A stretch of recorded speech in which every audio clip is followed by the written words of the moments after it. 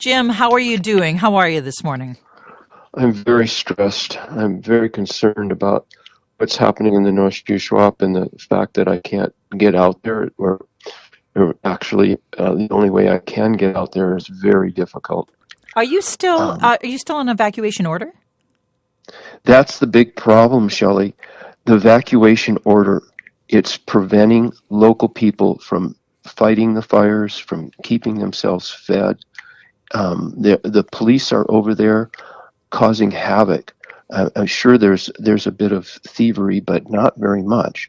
There's the problem at the bridge, but I mean they have the water lines on the bridge, but the whole area is burnt. Their bridge is not going to burn down. I don't know why they keep putting water lines there. Can I ask a question? Um, Why would the police cause yes, havoc? I'm just wondering what the motivation would be. because of the evacuation order, people are ordered to leave, and there are residents there, contractors, loggers that have been fighting this fire since day one, and they are doing an amazing job. The fires move through, Shelley. The problem now are the spot fires. I myself was working on a spot fire for hours and hours with my neighbor and a helper.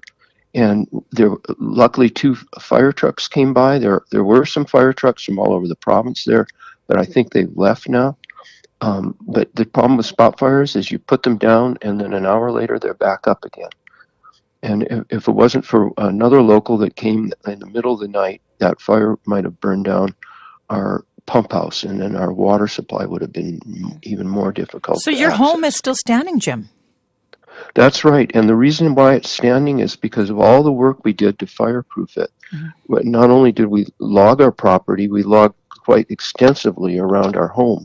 So there was basically only one big tree nearby.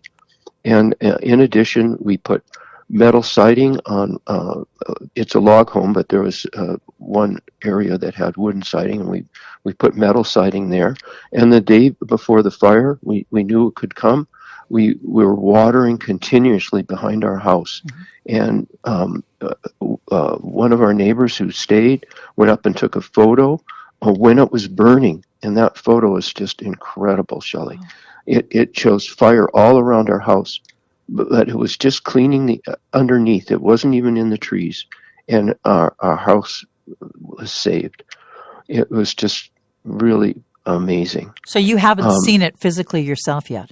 oh yes, I went out the next day. I managed to get through the roadblocks, and they weren't very difficult to get through at that point. And thus I spent time fighting fires and surveying the damage, taking photos, and helping my son-in-law with his spot fires. We worked hard late into the day and did not get back until way after dark to Kamloops. It's so frustrating. Our regional district director has stayed, and as a result, he's been ostracized by the CSRD. And he is a hero. Himself has been fighting fires. And yesterday he tried to bring food, transport food from a boat to a restaurant where they're giving it away to the people, and the police stopped him and prevented him from doing it because he's not allowed to be there, just like everybody else. Mhm.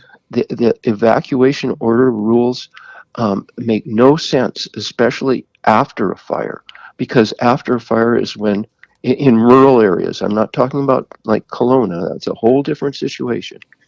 But in rural areas, it's the people on the ground, the residents, that are needed to adequately fight all the spot fires. There's thousands of them everywhere.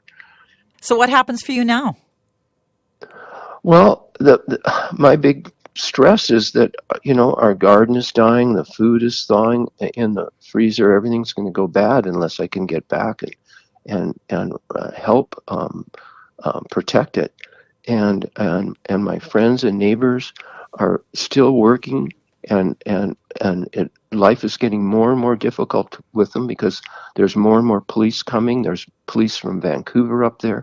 They're stopping people on the roads. All this was checked over by our district director, and he approved everything I'm saying. And he's there doing the best he can without any help. And And if anything, the message needs to get out. They have to revise this evacuation order, to allow people who are capable to fight the fires that remain after the main fire goes through. Okay, I'm going to stop it there. Thank you, Jim. Great to chat with you, and I'm so glad you were able to make time for us this morning. Thank you so much. Thank you so much, Shelley.